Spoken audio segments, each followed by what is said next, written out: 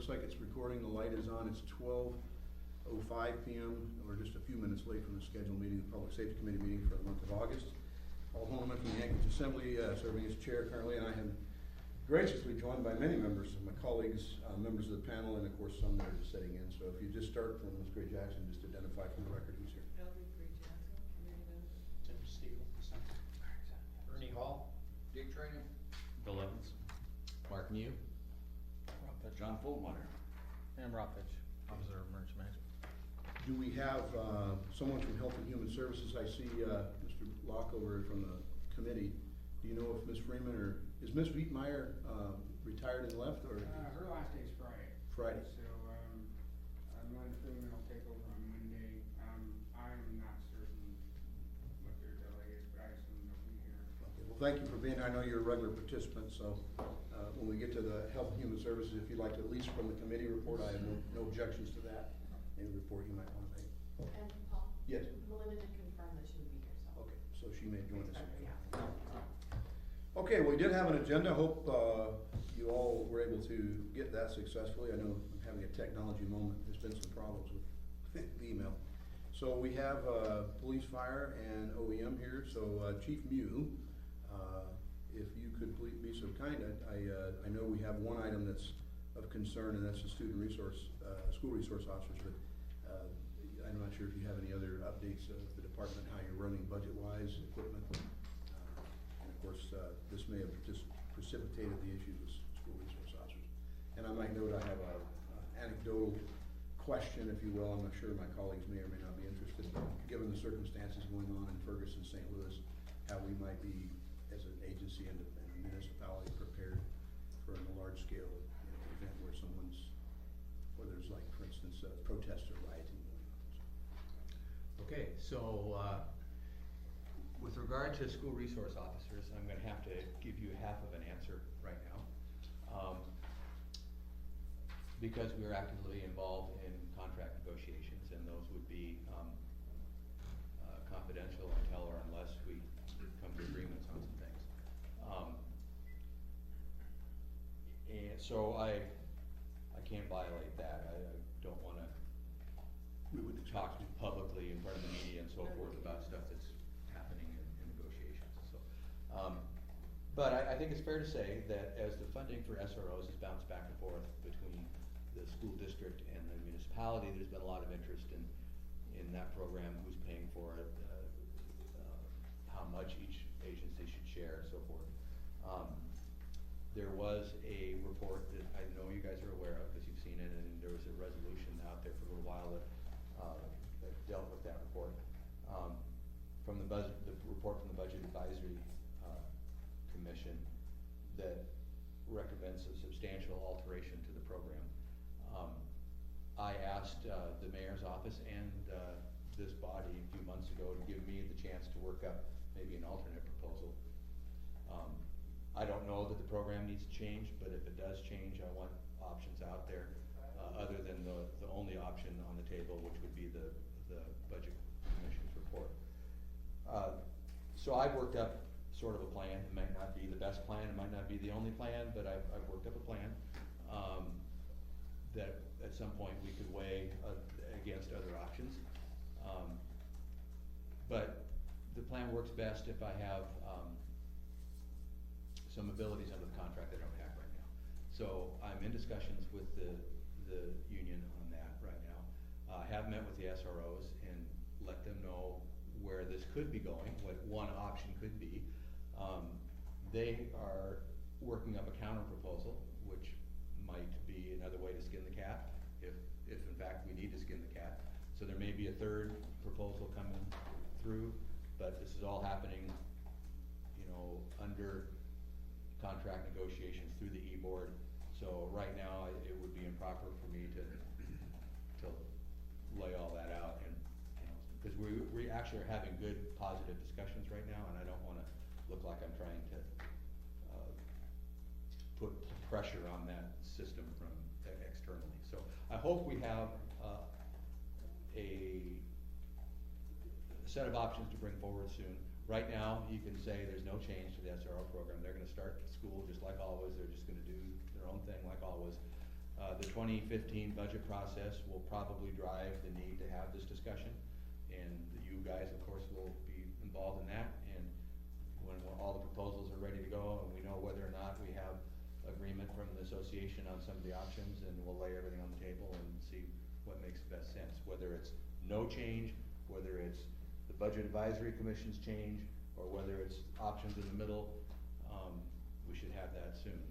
And I think the school board will be interested in that discussion as well. I know the mayor is looking forward to when we can bring this out publicly, but I'm not there today. Mr. Train? Budget Advisory Commission's report, who was the author of that, do you know? Was that a complete, the entire board, or was it one individual? Well, it started with two people, Which two? Mr. Griffin and, Mr. Nolan. And I don't know how many people ended up actually being involved. I have my suspicions on that, but I couldn't say for sure. Thank you. Ms. Creedy? Thank you, Mr. Chairman. Thank you, Chief Mew, for keeping confidentiality in terms of union negotiations. And also, you mentioned whether it's the budget advisory's change, but first off, let's all remember that they are just that, advisory in nature, and what they have given us is a recommendation that needs to be approved. So I just wanted to thank you. Thank you, Mr. Chairman. Well, I know that the SROs are nervous, and word of the fact that we were chewing on things got out, and a lot of people got upset, and there's a lot of misinformation going around. We're gonna kill the program off, you know, there's nothing like that happening. But, so we've tried to settle the school staff that heard some of these rumors, and I know the media's heard it, I think you guys have heard it, and the school board's heard it. And, you know, what I wanna do is bring forth some options. And then, there's no foregone conclusions on any of it. I don't know if the program's gonna change at all, a little bit or a lot, but we'll have those discussions, I think, in the very near future, once we know what the union can agree to or not agree to. No, I was the one that brought the resolution forth and postponed indefinitely, and I'm perfectly happy with the way the process is working, so we'll just see what it produces. Mr. Evans, do you have any comment? I know you're not a member of the committee. Mr. Steele, any questions that you might have? I'm just concerned about it, and so, we'll see how it comes out. It seems to me it's the most effective community policing program that we have. And, you guys have done a great job in terms of, like, you're dealing with the various community groups with regards to the shootings that we had and stuff. That was huge. You did a great job with regards to redefining your own guidelines and stuff, and working with the community. And I equate the resource officer community policing activity similar to what you've started elsewhere. It's a fantastic process. Well, I'm a big supporter of the program. I helped bring it online in 2003, and of course I worked with them when I was over the school district. I don't want to impact the program in a negative fashion. I don't really want to dismantle it or downsize it, but I'm to some extent reacting to external pressures and trying to come up with different ways to deal with those. You have officer limits too, so, in terms of just resources, and so I understand the need to look at it. I'm just cautious. I got a feeling it's gonna get looked at whether I want to or not, so I better have some ideas out there, of my own, or I'm gonna end up with somebody else's idea. I haven't seen the budget advisory, if anybody has a copy of that, I haven't seen what it is.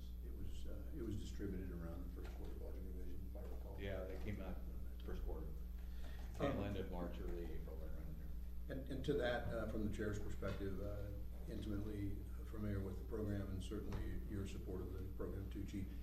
I think in summary, it was clear at first quarter budget revision with the excess funds from the surplus, from the fund balance, that we intended from this body to fully fund from the municipal, through the police department for the SRO program in entirety. I'm sure that there may be some resolution coming forward if need be, to make sure that it's clear from the body's perspective. So, I echo Ms. Gray Jackson's sentiment. The commission or the committees, you know, they're tasked with coming up with recommendations, but it's certainly, I believe, our purview and the administration's purview to accept, adopt, or make recommendations that either accept them in whole or even in some partial fashion. So we look forward to hearing more dialogue, and absent some pre-negotiation agreement with the association and its employees, I suppose, we won't see anything. You're saying then, I just wanna make sure I'm clear, that nothing changes through at least, I mean, school started today, so you have Yeah, a full complement. right. And we could, potentially, we could do a midstream change, before the first of the year. If I get a side letter from the association, or we could wait and do this with the 2015 budget and wouldn't take it back till the beginning of the year. I mean, those would be decisions that you, the assembly, the mayor, I, will all have our input in, we'll get them all out on the table and do what makes the best sense for the program. I'm sure the district and the board are gonna be interested in weighing in on it as well. I've had, both principals, school staff, and board members already called. And I assured them that we'd be asking and inquiring at this committee meeting, so I'll give. I wish I had something for you right now, I really do, I'm looking forward to, I don't like withholding stuff, but we're just not there yet, and, we're making progress, and gotta let that process go before we turn it loose. Thanks, Steve. Any other concerns or issues you'd like to update us on budgets or staff or support? Well, I just presented the, two budget options to the mayor this week. He's going through this process now. Over the next week or two, each department head will present their proposals for 2015. And, then you know how it goes. The mayor will then make his decision, and he will probably schedule a work session, lay out his budget to you guys, and then you go into that process and you guys start working on it. So, I have just given my proposal. I have no idea if the mayor wants to modify it, up, down, either way at this point, but, gave him a couple options. Ms. Gray Jackson. Thank you, Mr. Chairman. So, would you like to share with us your proposal? I have a budget committee meeting tomorrow. I think the mayor would be happy to share his budget proposals with you when he knows what he's Okay, doing. thank you. And if I can follow up, Yes, Mr. please. Chairman, on the agenda for tomorrow, like it was last month, a 2015 update on the budget. So the CFO will be, giving us an update tomorrow. And probably Tomorrow? ask them to- Yeah. Oh, okay. Tomorrow's Thursday, yeah. On the 2015 budget, or on how things are going with this? I'm the chair of the Budget and Finance Committee. Okay. And what's on the agenda tomorrow, which was on the agenda at the last meeting, is 2015 budget update, CFO. Okay. Yeah, just so you know. Okay. Good. Thank you. So you're off the hook. Thank you. Thank you, Mr. Chairman. Very good, thank you. Did you wanna talk about Ferguson? As it relates to, I mean, you may not be prepared, so I apologize it wasn't on the agenda, but, you know, in light of the past 9-10 days, what's going on in the community, I mean, I know that we've had, for lack of better terms, there was an incident called, everybody lovingly referred to as Furball, during the Fur Rondi and down at the Egan Center. And there was a need to clear downtown, and there were a lot of concerns because a lot of juveniles were kinda like in the middle of winter, out in the middle of the streets, cause they were told basically, I don't care where you go, but you can't stay here, and they kept having to push them out. So I mean, I know it's not, and as a department, we trained with some equipment and training for dealing with protesters at the International Whaling Commission in preparation for that. But, you know, if there's anything that you're monitoring, or is there anything that how would we deal, I guess, and I'm not sure if you're prepared to give that as an update. Well, the media doesn't know it yet, they're here, but, we may be putting together, a class for the media in how we respond to events such as we're seeing in Ferguson. You know, we've been doing this a little bit with the media already. We got them together for a session on, less lethal force, for instance, and we've got another one in the works for how homicide investigations work. another one that may have to do with a manual of police terminology and so forth to go through it to help them cover what we do. This one, because of we're jumping the gun, we're gonna move this one up in the queue because of current events in Missouri. So we hope to be putting out an invitation to them soon, and we'll, if this goes, we'll sit down and explain how we work and try and differentiate between organized protests and how we respond to organized protests, which is a different animal than looting and anarchy, which doesn't typically have a leader and a set of rules and a permit and so forth, and kind of flesh all these things out. But you're correct. We had the fur ball. We want to talk about the fur ball. We want to talk about Occupy. A whole lot of things went on behind the scene with Occupy. We worked that for months, and you saw no problems here in Anchorage. And there's a reason why you saw no problems here in Anchorage. Winter was one of those reasons, but there were other things that we actually controlled that worked out pretty well, and we use that as an example of how we use our policies and what they are. So this is coming. I'm not prepared to deliver this today, and it probably will be delivered not by me, although I'll be present, but by our mobile field force instructors. Could you make sure we're included so that maybe Sure. we either attend or get some sort of brief ahead of time? Because I know that, I faced a few questions in my own community and Yeah, it's what the school district calls a teachable moment. Everybody's paying attention to this right now, and I think there's some things that people don't understand, and that maybe there's some different ways that we would work here. For instance, I don't wanna jump the gun on our little presentation, so you guys don't report this right yet, please. But when we show up for a protest, we're gonna show up in Class A uniforms. That's long sleeves, ties, slacks. You know, we don't bring SWAT for that. That may have changed. I don't know what they did in Missouri. I can't tell from the coverage whether all those SWAT rigs came as a result of the protests or if they came as a result of the looting. And I don't know that the media differentiates between those two. So I don't know if they did it wrong in Missouri or if the media doesn't understand that we've got two different kinds of threats here that indicate two different kinds of responses. But those are the kind of things we want to get out, get a little discussion going, let the media chew on that, talk to us, you know, ask their questions about how we work and how we don't.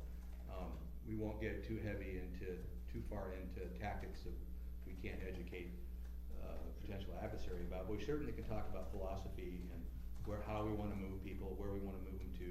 You know, they got to have an avenue of retreat. I think I've been reading in Missouri that they pushed them all into a neighborhood that was basically that none of them lived there, and they had the streets all cordoned off and they couldn't get out. You know, so if you're going to move the crowd, you got to move them to where they can go home. Things like that, and we wanted to diffuse these things more than. And that's not to say we don't have SWAT equipment, and there isn't an application for that as well.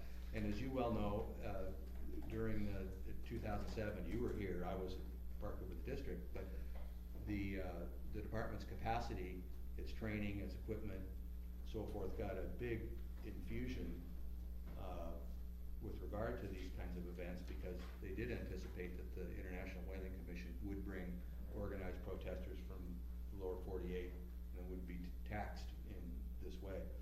So we are fairly up to speed on this kind of stuff. And I'm looking forward to having a discussion while there isn't an Anchorage controversy. Mr. Train, question? Chief, we've noticed down in Ferguson the amount of military equipment the police has picked up from the downsizing in Iran, Iraq, and Afghanistan. Can you deal with the immediate questions as to the type of weapon systems we're getting from the military? In fact, I talked to what are you now? Alaska Dispatch News just yesterday about this matter and what we've got and haven't gotten from the military. So, yes. Because some of my constituents have real concerns. Do they really have these armored personnel carriers that are hardened so they cannot be taken out? I mean, we're used to the type of SWAT vehicles you have, but now with these new military grade weapons, carrying systems, do we get some of those from the military for this town? No. We agreed to take two about 6 months ago, And, in fact, we even got a lot of, criticism for that. But then through a different twist of events, about 3 months ago, we rethought the thing and decided maybe to go a different way in the future, and we have not accepted delivery of those, and we're not going to. Thank you. We do have the Lenco Bear, which is a civilian-built armored vehicle, and it's no secret, we take it out to every community event, you'll see 9-year-old kids crawling all over that thing. So it's not like we hide it. I just wanna make sure we keep the tactics the police department uses to protect and serve the population, but when I see the media down at Ferguson, I see SWAT team members set up in sniper positions on top of vehicles, Yeah, I don't know why you. pointing towards the crowd, and that's not what we wanna do here in Anchorage, I'm sorry. I don't know why any sniper would be on top of something with a suspension You're an easy system. target, why would you be up Yeah, there? one, you don't wanna be seen, two, you're not gonna be on something that has springs. Yeah. Okay, you know, I mean, there's just a whole lot of that I don't get, but. It's the red line. Well, thank you, Chief, I agree. Mr. Hall and Ms. Riddick. Yeah, very briefly, I really enjoyed the article in the paper about the program down there with the UAA, where you did the observation of the park, and, I'm assuming you learned a lot from that, it sounds like they did, I look forward to the, finished product that they're going to deliver. I thought the reporter did an excellent job of. covering It that was experiment. excellent. She's sitting right over there. Yes, it was very, very well done, but I was very pleased with your participation in that. That was an easy one for us because the police department's role was just trying to get some people in the room and then back out of the way and let them do their thing. It wasn't a police operation. Well, We tried to glue it together, but It very much validated something that I really wanna make a push for, and that's working with Title 21. We need housing downtown, we need apartment buildings and a population that lives downtown, that works and plays downtown. Because it's obvious with what happened there, when there's activities in that park, the inappropriate activity slows down or goes away, and if we can get that in the entire downtown area, I think it'll make a huge difference. But we really don't have any residents that live in the downtown business core, there's no place to live. Ms. Riddick. Thank you, Mr. Chairman. I just want to thank the chief for being proactive on this particular issue.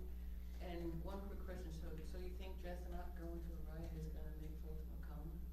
do you think what? Dressing up, going to a riot is gonna make the situation more common. You talked about what you're gonna wear, what the officers will wear. Well, I don't know if we would go to So, a yeah, I'm riot. just kinda trying to figure out an event. If And we you don't have have, to spend a lot of time. no, if we have something like a protest, which could have tempers and, you know, Right. could get out of hand. Right. We may have to show up and help keep the peace, but how we position ourselves and how we present ourselves to the public, they're our citizens. You know, we're not gonna come in SWAT gear with rifles. And I'm not suggesting that you do that, as a matter of fact, I like the idea. We're gonna dress up and we're gonna come and Not look. coming with, SWAT teams and rifles, I like that idea. We're gonna come looking like Andy Griffith. Alright. This is Mayberry. And that's how we're gonna approach Okay. a legal demonstration. If it changes into something else, then we will adapt to something else, but we're not gonna provoke Good, the thank you. situation. Thank you, Mr. Chairman.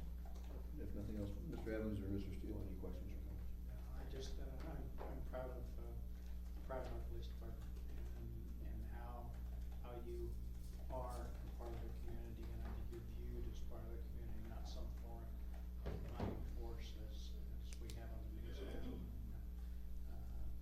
You work at it, which I really like, so good job. So, just in closing on unless there's something that you needed us to know, Chief, for the 2014 budget, I know there was some concern that there may be, pressure or a request. I think the budget's been approved. I believe you have funding that you'd requested, including what was at the first quarter budget revision, but if that's changed, we'd like to know because, every year, to my knowledge, we've always come in with surpluses at every department, so, I'm just a little concerned that perhaps you're having to make some adjustments before the end of the year because some other forces, so. Well, we are making some adjustments, but you could ask the CFO about that at your meeting. I know I would like to know, and I'm sorry I was out of town last meeting. We got some, Consider it done. we got some relief though, I'm not complaining, we were asked to help out because we wanna be able to roll more into next budget session because I think the tax cap's coming down. And so, you know, we all took a second look at our budgets, and we were all given targets, and, I got relief, we didn't have to come up with everything that was originally asked, so, and we're working well with the CFO and mayor's office on this. Well, we're all appreciative, I can't speak for my colleagues, but directly, but as a spokesperson, but I know that most of us, the comments I heard were relieved that we do have a surplus rather than a deficit, and we have to, because as you know, the charter requires that we do balance, so I'm just proud that we've, every year that I've been on the body, that we've had surpluses, and I believe in historical times. We're 31 years. Exactly. But think I we wanted, have- I should say something else, you didn't ask this, but I don't wanna be accused later of not playing both sides here. I am starting, and this is not a secret, I have been sharing, this information with my superiors, but, we are taxed this year trying to keep overtime under control as our staffing diminishes. It's putting pressure on us, and I will be watching those numbers very closely. And if it looks like we are in trouble, then everything I just told you, I'll be asking for it to change so that I can come in on budget this year. It's a little too early to know for sure, but we are tracking that issue closely.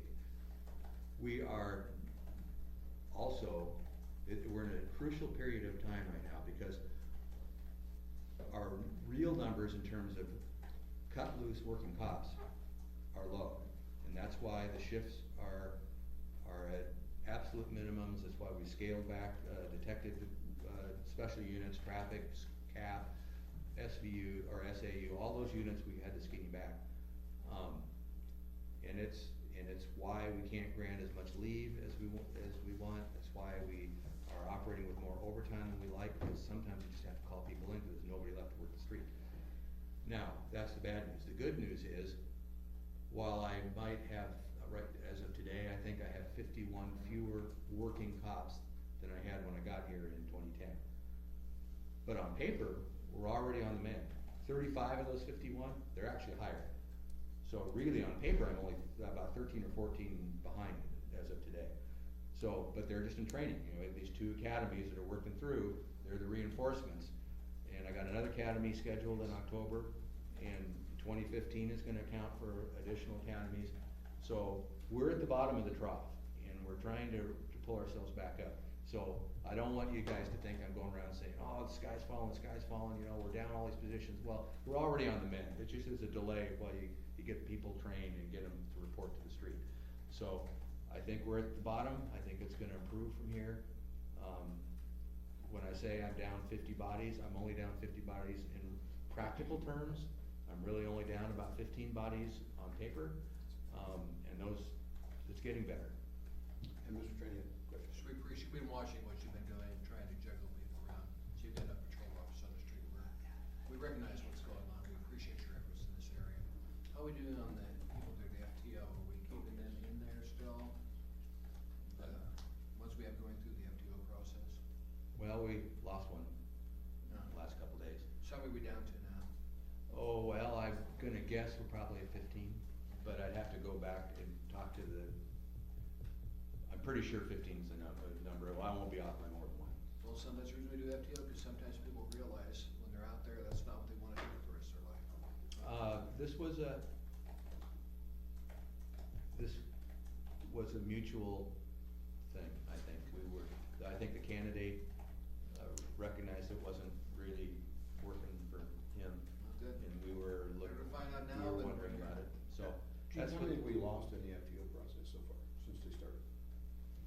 and this particular one, This class is going through FTO. I'd have to go back and look, one or two, I think, but I might be wrong about that. Let's see, I can think of two right now. But I don't know that I keep every single number that well in my head, so. So that would mean we might be at 14, not 15, 14, because I can think of two that we've lost. Thank you, Chief. And I don't know if there's a third, but. Nope. Mr. Evans? Okay. I know quite a bit of time with the police chief, so, but thank you, chief, It's appreciate it. looking like we'll have a full academy in the fall, by the way. Recruiters are quite happy with the candidate pool this time, and what's the numbers look like there? How many people are you targeting? to Well, start? I'd like to have 28, and we'd probably put 30 in there, because you're always gonna lose a couple along the way. And it's looking like that might be possible, based on how things are going right now. When will that academy start? October 20th? Chief Fullenmeyer, Fire Department. First, I'd like to thank all of you for supporting the resolution that gave us the money, that gave us the ability to start the hiring process for our firefighter paramedics. And I sent a copy to you, LD, I believe. Yes, and I also saw the job announced. Excuse me? I also saw the job announcement. Yes, yeah, so it's out and working. I brought some copies of the proposed schedule. We did it in record time compared to what was going on beforehand. I'm very, very pleased, as you can tell by the little happy face on the memo. So I believe in 2015, we'll go in with almost a full complement in our manpower. And if that happens, that's great. Other than that, everything's wonderful. My concern, and I said it on the record at last meeting, and I apologize for not being in town, but as you know, I stayed on to the entire, She did. like 1 o'clock in the morning. We were there. My question is, and my concern, and so if you'd please keep us advised, is I don't wanna see the extra money that we've appropriated through this, the ability of not having to pay for that we'd set aside for the assembly money, and then to have it carved out on the backside, if you know what I mean. So if you leave, keep us posted, cause to me, that doesn't seem like an appropriate way to. As far as I know, that's not the administration's intent at all. Ms. Brady. Thank you, Mr. Chairman, and if it was their intention, it's too late, because the chief put together, with ER, a really detailed, summary of the process, and I would really appreciate it, maybe you can give everybody a copy of it, because it's I only have 4 detailed, copies, I didn't realize I only have so many. and I was paying attention, and I think you said August 13 when the job was gonna be announced, and bang, it was out there. So, we're looking good, I feel, Mr. Chairman, thank you. Thank you. Mr. Tranny, Mr. Hall?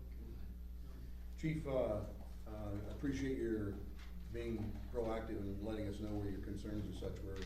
I understand that, paramedic burnout is a huge effort.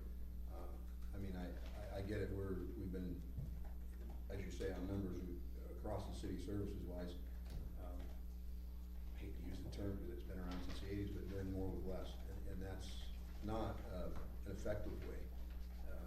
You can't be very effective. Maybe there's some areas that you have efficiencies, but you certainly can't be that effective, so I appreciate you letting us know. Anything else in the fire department? Equipment and? I think we're doing fine. Of course, you know about our pink fire truck that we're really proud of, and it's gonna form an awareness of cancer, I think, like nothing we've done before. You know, there's things to be proud of, and that's one thing I certainly. Very good. Mr. Steve? Yeah, I just wanna let you know that I had, in visiting fire stations, I had heard about the paramedic burnout. I mean, folks were willing to talk to us about it, but I like not only you coming forward with the request, as Ellie said, but also coming forward with fix, a recommended fix that would get us something, quicker, and, I appreciate that. Mr. Evans, anything? Nothing. Okay, moving right along, Office of Emergency Management. Okay, well, we have a couple items coming up. September 13th will be a safety and preparedness fair being held out at Change Point Church. We're in the process of rewriting the emergency operations plan. That's going forward pretty good. We're about, I'd say about 50 to 60% complete on that, so it takes a while to do. Let's see, we have we're in the planning stages for an exercise for next year with the airport mass casualty exercise. We'll be doing a airplane incident out at Ted Stevens, and the hospitals are gonna be participating in that, so it'll be a mass casualty exercise. Roughly when would that be, sir? He wants to do it, right now the tentative date is August, probably the 23rd, I think they said last time, so. But that's it's in flux, everything's in jello at this point, so. Let's see, also next month, September, preparedness month, so we'll be promoting that quite heavily, starting in September. And that's about all I have for you. And, as far as the safety and awareness fair at Change Point, do you have any hours, like, is that be an all-day thing during the day? It's gonna be an all-day event, it'll be, I believe, from, 8 o'clock till 4 p.m. And one of the big sponsors will be, AARP is really pulling out all the stops for that and helping us out immensely. They're taking the lead on that one, so. Thank you. Mr. Jack? Mr. Steve? Yeah,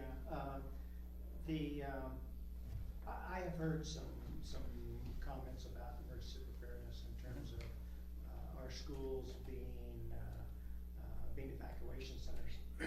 What the condition is of their supplies and their train. I know they cut out the water system, that they had down south of town. And I just wonder what the status of our provisions for those emergency shelters. Okay, Mark, you can chime in on this one if you want. There's a disconnect between the school and the district, or excuse me, in the city itself. The school district takes care of themselves as far as emergency planning and also, make sure that they have supplies and stuff like that. So, Office of Emergency Management, we don't, we're not into that realm, we don't take care of that portion of it, correct? If, Mark can speak fair, then I can, but, as far as using them as shelters or evacuation sites, they're on our list, but they're down on our list. We try to use rec centers or other facilities first. It also depends on the time of year. If school's in session, they tend to be off guard, and we're not gonna use them. If it's summertime, when they're not being used, then we talk to school district and we can use them then. So, but they're on our list, but they're lower down.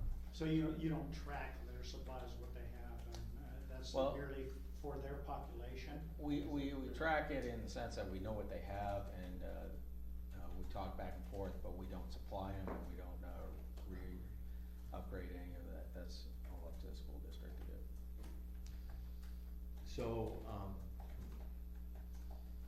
the school shelters are available to the municipality as long as they're not needed first by the school district. So the deal that I'm gonna put my old hat back on, that it's your old hat. The deal that we struck with the district or the city back then is, we're building this stuff primarily to house students, staff, and families, so that the city didn't have to worry about it. Now, if school's not in session, or we only need half of our shelters, or whatever we're not using, fine, city can use it, you know. So that is still there. The supplies, I can tell you that the supplies and the connexes were inventoried by Gardner Cobb and, the SROs working together about a year ago. I can't tell you the results of the inventory, or whether or not the school district bought more stuff, or whether everything was fine. I can't tell you that, but I do know they went through every one of those containers, about a year and a half ago. So you're correct, the district apparently decided to give up on the water treatment facility. I know from, talking to the superintendent and assistant superintendent that it's on their mind that we need to come up with a better way to keep on top of that whole project, because we put a lot into it, and it really doesn't have a single keeper anymore.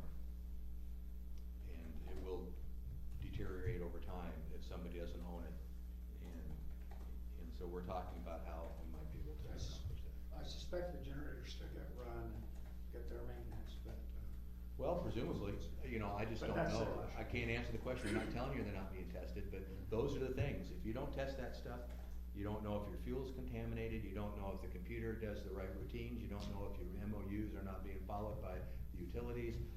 There's a lot of moving parts to making that stuff work, and it's gotta be exercised and tested. I'm not saying it isn't, but I don't know if it is or isn't. I just don't have the visibility into it. Well, Yeah. no, screw those. No, thank you, Mr. Chairman. And to that extent, you know, going to Ferguson, going to the exercises that have been going on, and just on a inside note, where UAA actually did its own exercise in-house, and there's some resources, of course, and also a lot of questions on what to do when they do the hot wash and debrief how the exercise went. So if you haven't worked with them, and I'm sure you have Oh, communicated yeah, some. It wouldn't hurt the ICS program, and what do we do? I think at the highest of levels, there's really not a lot of comfort there so far. But again, they're playing the part, but they really don't grasp the, because they're focused primarily on education, and of course, they have a facility section, but everybody's kind of so my suggestion would be to partner up with their OEM as well, and look at that, because there's obviously residential facilities, there's the new Alaska Airlines Center. I mean, I'm kind of picturing when Katrina hit and they used the stadium down there for temporary place of housing and all the issues that came along with that. But there's a lot of things, of course, a lot of moving parts in the city. And Yeah, we just conducted myself and Michelle Torres attended a UAA training session conducted by FEMA on higher education and the ICS system. So we got to work with them closely and find out how their system works, and they got to work with us. So we do have a good relationship with UAA. Not as good as it should be, but we do have a communications was the one Yeah. that I was very concerned with, because, and I'm not sure if ham radio still has a center in the. They do, yeah. I went to their field day, and it was pretty amazing where they can network when cell towers go, when Yeah. telephone lines go, and all that, they're still able to, as long as they can get power, they're still able to get out and reach out and touch people. Yeah, we'll be counting on those guys big time, so. Okay. Health and Human Services, still haven't seen anyone from there. So Mr. Locke, I know you can't speak for the department, but on behalf of the commission, is there anything that I'd like to address, or you may have some comments? Just for everybody's edification, you probably already heard, but Ms. Vietmeyer is leaving the municipality, and I guess as of Monday, Chris Freeman is, and she's real recently brought into the city. Yeah, he was here before one of our meetings. Right. Yeah, so, my name is John Laux. I am the, current chair of the Health and Human Services Commission, the advisory commission to, the Assembly and, the administration. And, my understanding is that, Janet Vittmeyer's last day is Friday. There's gonna be a little bit of a going away for her Friday afternoon. And then, Director Freeman will step in Monday morning. And, Freeman's background, she had been with Rural Cap, so she's got a fairly extensive background in housing and whatnot, and she was hired into Brittany Montero's deputy director spot when Brittany moved to Oregon, and Janet had her sort of defined timeline when she was going to be moving out of state, and so it was the opportunity for Melinda to step in. So I would say, since we're on recording, that for the record, I think Janet did a excellent job from a human resources perspective, aiding the restructure of the department into a more modern framework. And it's, in a way, I'll be sad to see her go. But there's a huge amount of potential from a health and human services perspective moving forward. Now, my role, of course, is entirely advisory. But I think when you look at Anchorage as an emerging 21st century city, and when we sort of look around the country at other established municipality frameworks, Seattle, Portland, San Diego, etc., we can see how a health department has matured over a course of time, and how a state ends up reaching a point where the state steps out as a primary policy body, and the local municipalities take over the policy framework for day-to-day operations for oversight of health and human services operations.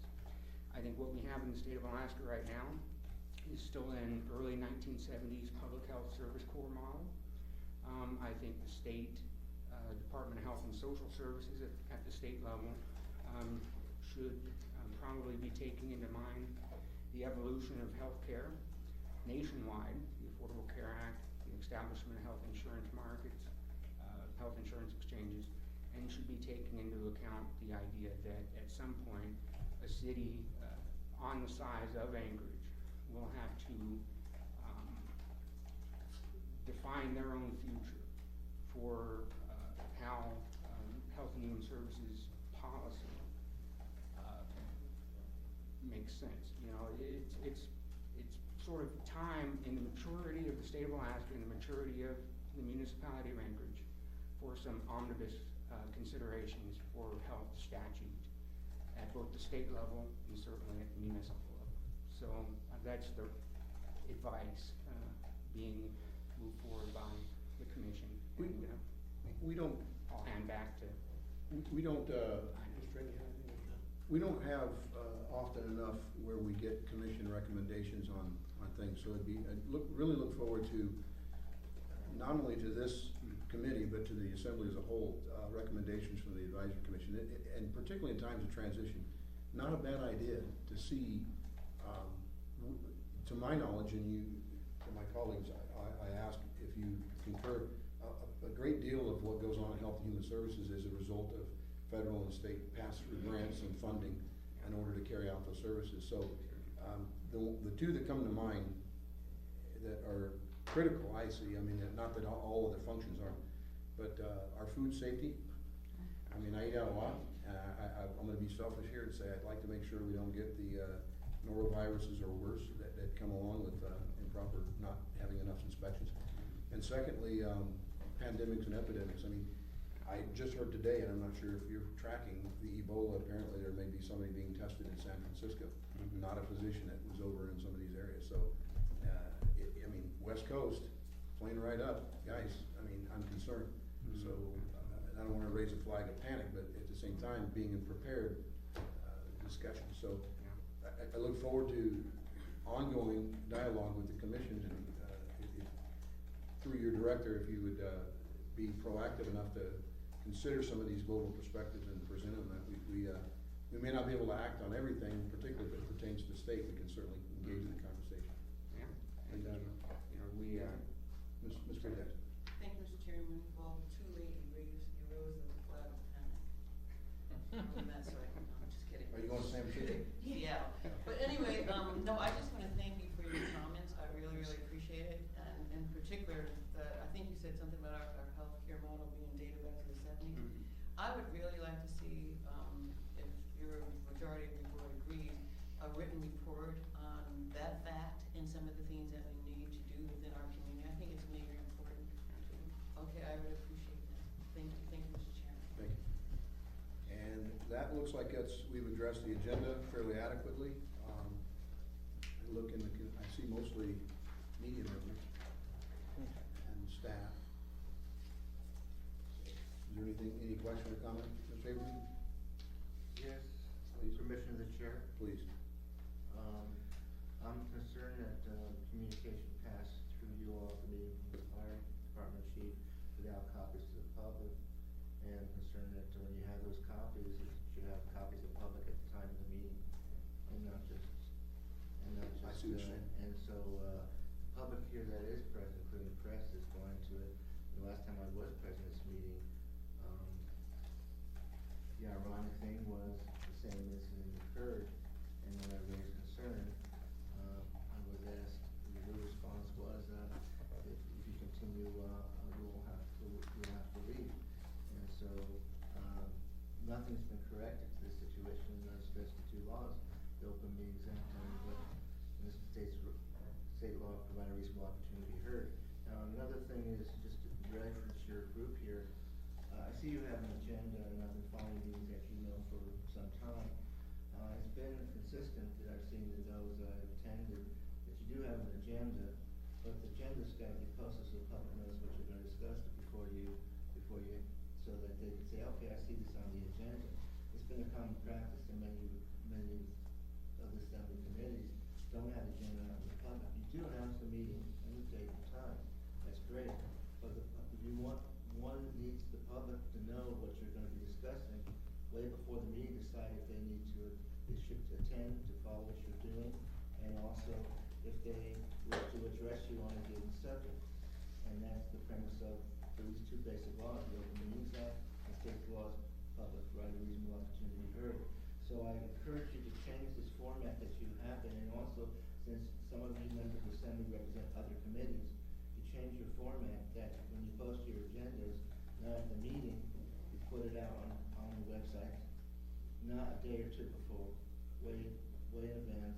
And also, and it's another common practice, because it does involve the other committees and what you're doing, is occasionally there are information on the side table for the public, but it's not passed on until the start of a discussion of that item.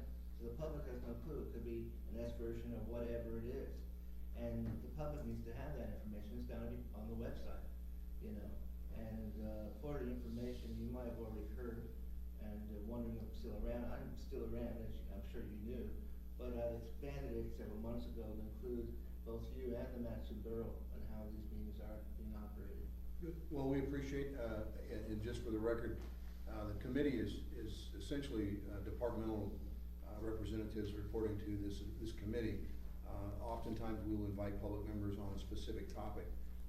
It's been my practice that if we have minutes left on the clock, that we might ask in the room if someone's participated that might have a question or a comment.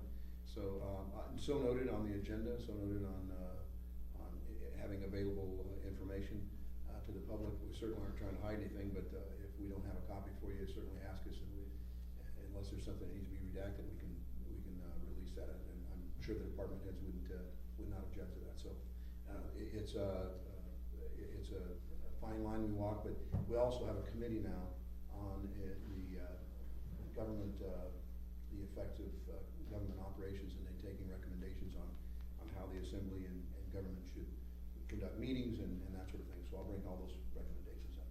But thank you, Mr. Chairman. If nothing else, the time now is 12:56, and we'll be going off. Any conclusion meeting?